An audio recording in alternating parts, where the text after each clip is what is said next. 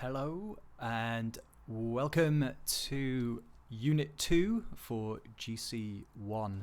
So for this video you will need your book, so if you can head off and get your book because we will be using it during the video.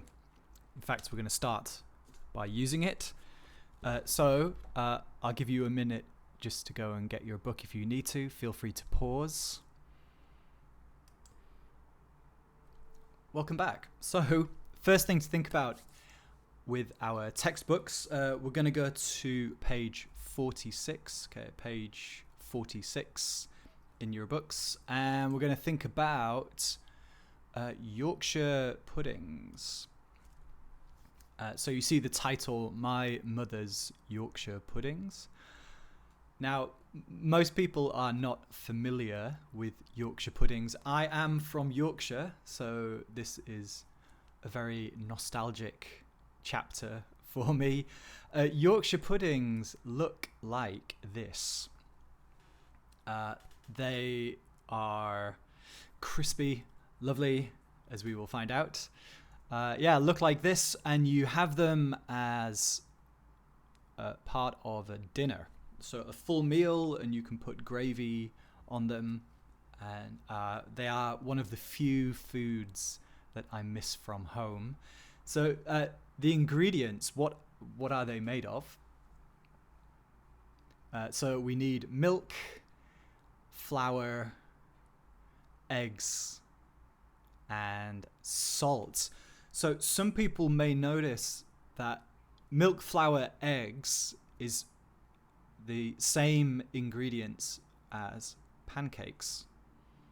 So if you're making pancakes, the only difference is you put sugar, not salt, in pancakes. And pancakes are made in a pan. Whereas Yorkshire puddings, you need to whip lots of air into them and then put them in the oven. And in the oven they kind of grow and become these beautiful things here. So that's our Yorkshire puddings. So the first thing we're going to do is, so page 46, we have a reading down here. So firstly, I want you to just read this memory of my mother's Yorkshire puddings. Okay, so stop the video and take a minute just to read. Okay, so hopefully you finished reading. So that was the first reading in order for you to understand it. However, for the second reading, I want you to look specifically for how do Yorkshire puddings taste. Okay, so you're going to read the same thing. So one more time. So again, you can stop the video. So read it one more time, but look for how do they taste. Okay, so you can stop the video now. Okay, so hopefully you finished reading, and what you should find is that they taste light, crisp, and slightly sweet. Okay, so even though they have sugar because there's milk involved. All right, so that line is in the first paragraph, just at the almost at the bottom of the first paragraph. But in this sentence we have a very important but often misunderstood part of English word order.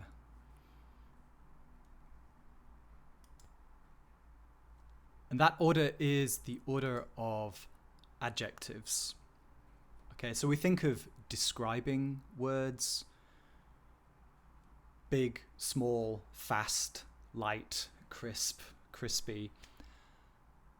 Now, in English, they must come in a certain order, a certain type order.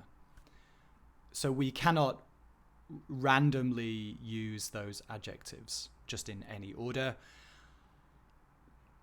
It's not that it's wrong as such, but there is an expected order.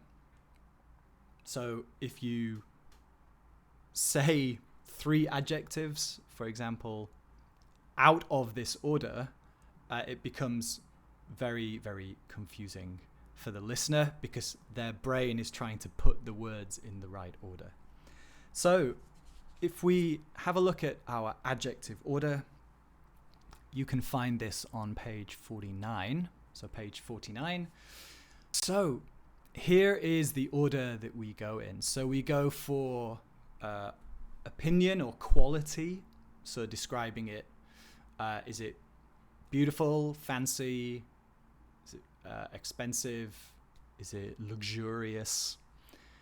Then we have size, then age, then shape, color,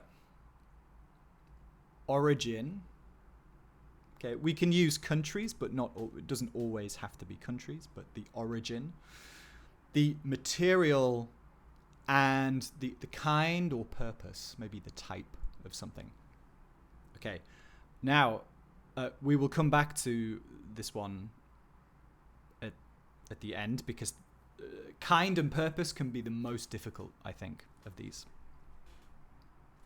All right, so the examples we have here are Rosario lives in a big old house.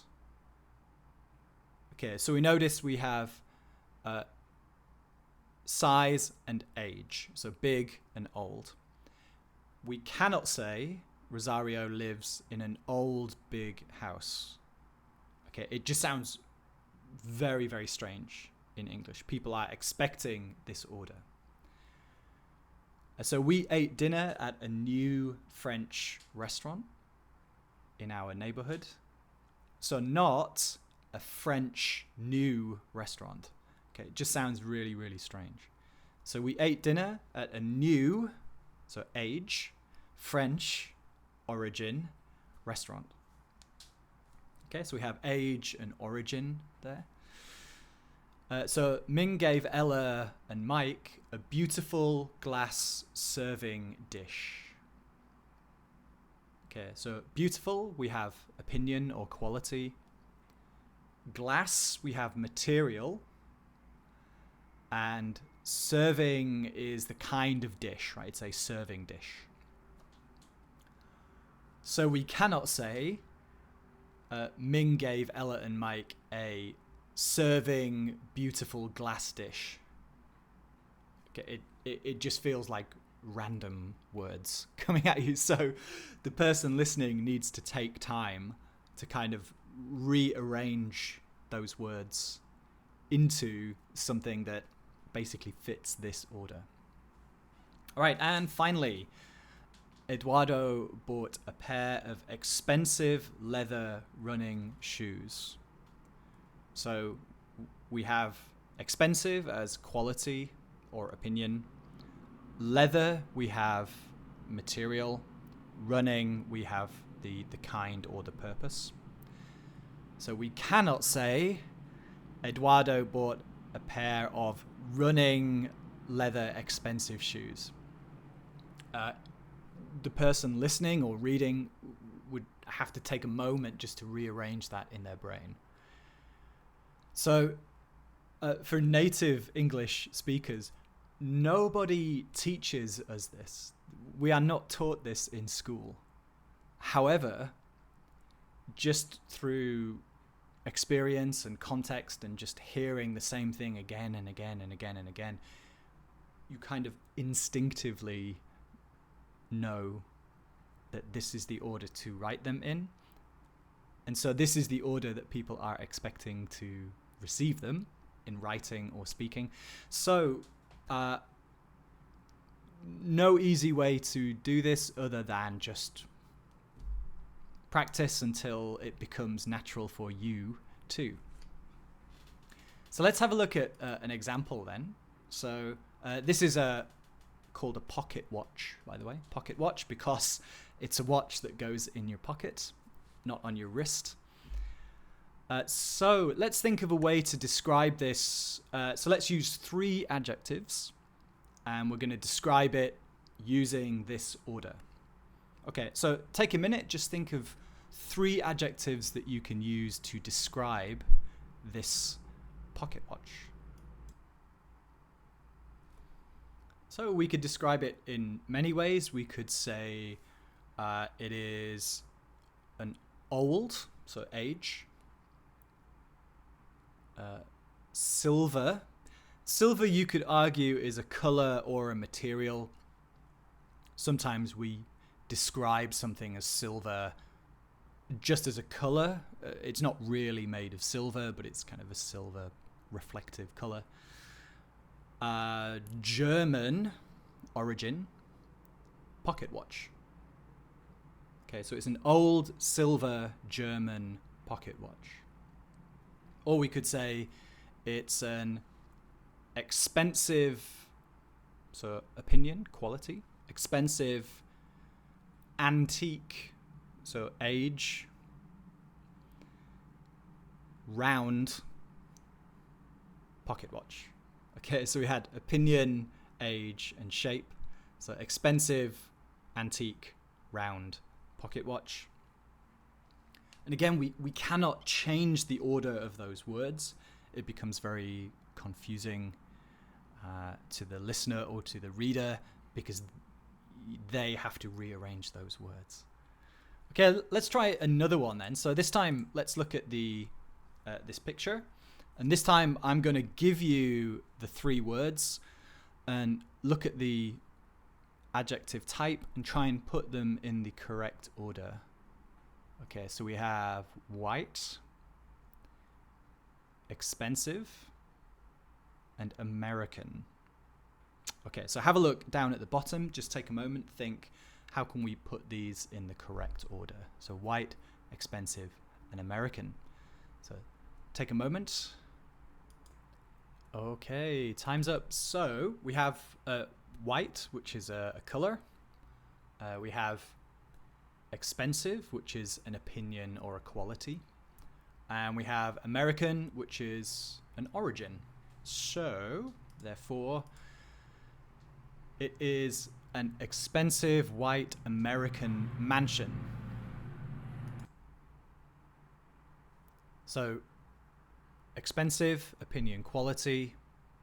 White is the color, and American is the origin. And mansion in English is only like a huge house. It's like a house that rich people have. Okay, so that's the use of mansion in English. So let's do the same thing one more time. New picture. So have a look at this lady. And we are going to use the words white-haired. So if we are going to use a noun like hair or shape, what we do is we put a hyphen between it and we use ed at the end. So put a hyphen between it. So we're making what's called a compound word. So white-haired, and we put an ed on the end. So you can see the same with, for example, the word shape. So it's a bottle-shaped object. So bottle hyphen shaped with a D object. So we need to hyphenate it and then put an ed on the end. Okay, so we have white-haired, and what's our next word? Elderly and energetic. Okay, so have a look at those words and think, are they opinions? Are they size, age, shape, color, origin, material, and so on? Okay, so again, take a minute, have a think. First, what type of adjective are they? And therefore, what order should they go in the sentence? All right, so hopefully you have got something along these lines. So she's an energetic, elderly, white-haired woman. Okay, so we have energetic, that's a quality or an opinion. Elderly, that's her age. And white-haired would be a color, right? The color of her hair. So she's an energetic, elderly, white-haired woman. And again, notice white-haired, ed. So the same with like shaped, for example. Yeah, so let's do one more just to make sure it's getting into your brain. So we have this picture here. All right, and here are the words we are going to use. So aerodynamic. Look it up if you don't know the word. Aerodynamic. French. Green. Whoop. Cheeky. You can go back and pause if you want. So think about, is it, so aerodynamic, what type of word is that? French, what type of word is it?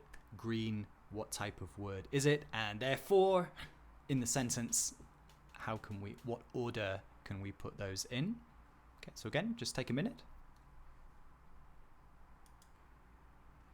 All right, so as you've already seen, the order should be, it's an, oh! All right, bit of drama there. So I now have a very wet textbook, and my new computer got covered in water, so a bit of drama. But let's try and continue. Where were we? Okay, so I think we were just talking about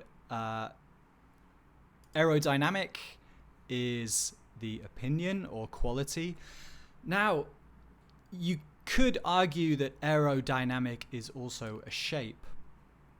However, really it can be a bit of both here. Quite a few words you could argue are different categories. For example, traditional.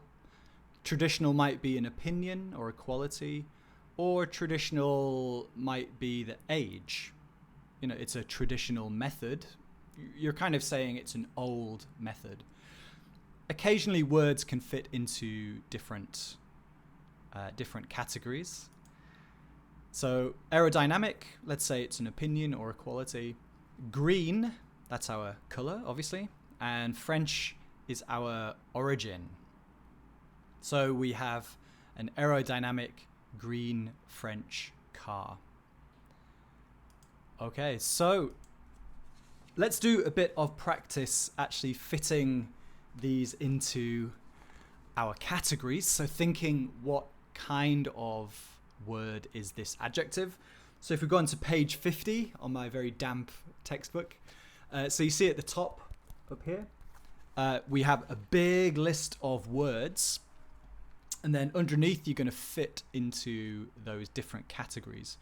So in case you do not know, one word in there is Omani. So Oman is a place. So it is next to Saudi Arabia and Yemen and the UAE. So Oman is a place, by the way. Okay, so again, you can stop the video. Give me some time to dry my clothes and dry my desk, and yeah, take a minute, just complete page 50. So put those words into categories. Okay, so stop your video for a second. Okay, welcome back. So hopefully you've filled out those types, and I know some of them maybe you are thinking, is this an opinion, or is this an age, or is this a purpose? So don't worry too much, but let's have a look at the different types. So the biggest category that we have was opinion and quality. Okay, so you should have cheap, elegant, fashionable, friendly, funny, interesting, lovely, nice, pretty, tasty, traditional, ugly, uncomfortable, unusual, wonderful. Now, I've put traditional in there because, again, traditional could be a quality of something. It's a traditional desk or a traditional technique. So I think you could put traditional into that category. All right, next category is size. So size, surprisingly, not much here. So we just had huge and little. Okay, so just those two. Next, we had age.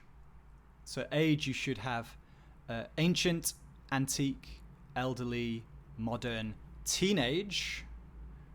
okay, which is an age.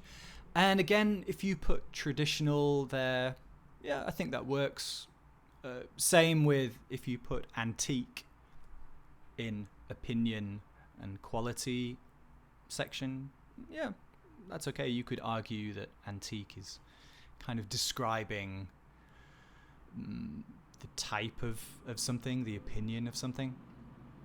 Okay, so that was age. Let's go on to the next one, which is shape. So you should have oval, rectangular. Let me just remove my gorgeous face. Oval, rectangular, and triangular.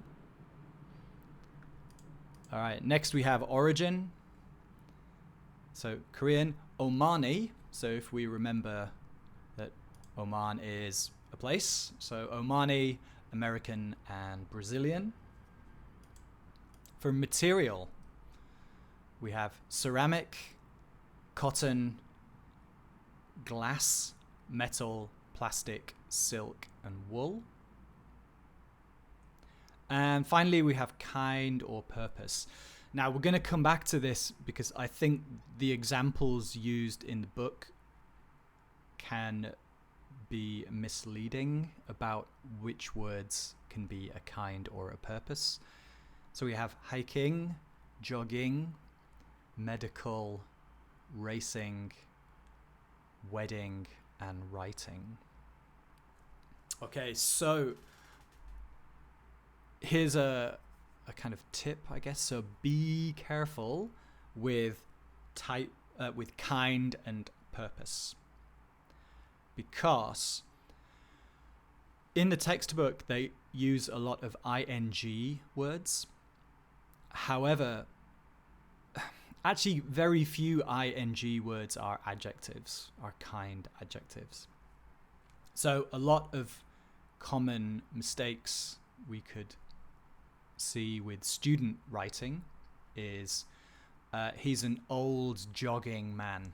So we have our ing word, jogging, but jogging is not an adjective in this case. You cannot just say he is a jogging man. He is a man and he is jogging, but he's not a jogging man. Just doesn't work like that. Same with she's a careful writing woman. She's a woman and she's writing and she is a careful woman. But you cannot say she's a careful writing woman.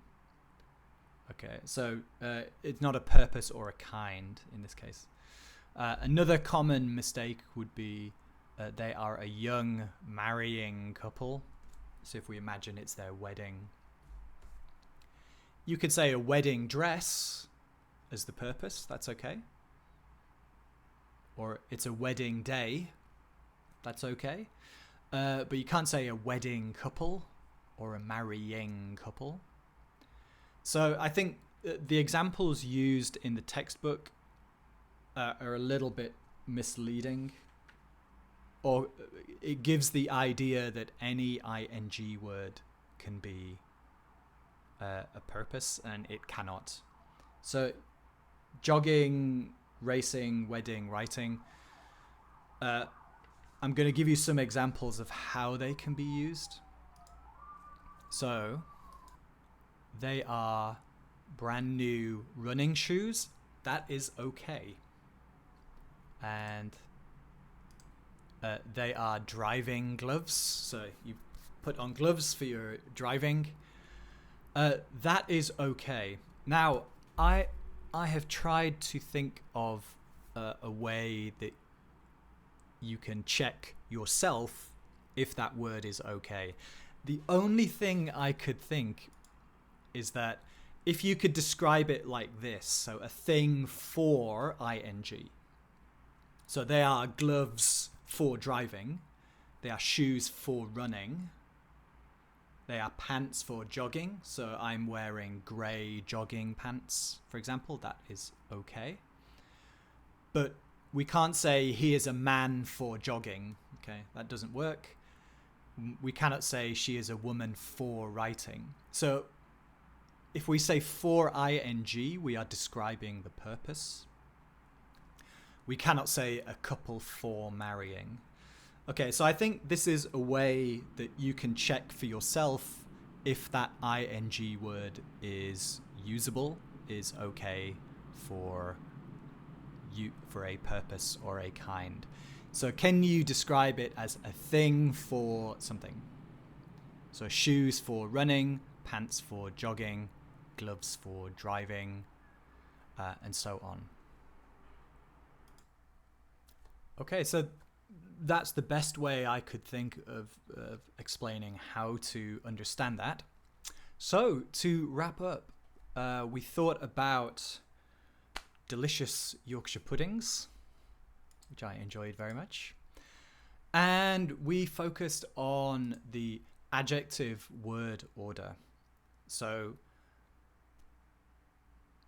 in order to be understood easily, this is the order that adjectives are expected to be in. So we have opinion or quality, size, age, shape, color, origin, material, and then the kind or the purpose. Some words might fit into different categories, but generally most words, it's clear which category they are in.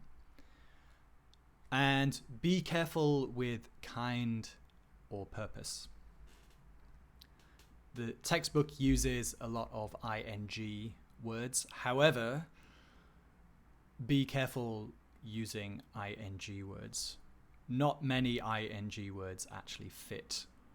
So, try and think of it as thing for ing. If you can say that and it's correct. So, shoes for running. Then, yeah, generally that would be okay. Again, this is a guide. Because it's English, there are always exceptions. So it is simply a guide. So that is it. So thanks very much for watching.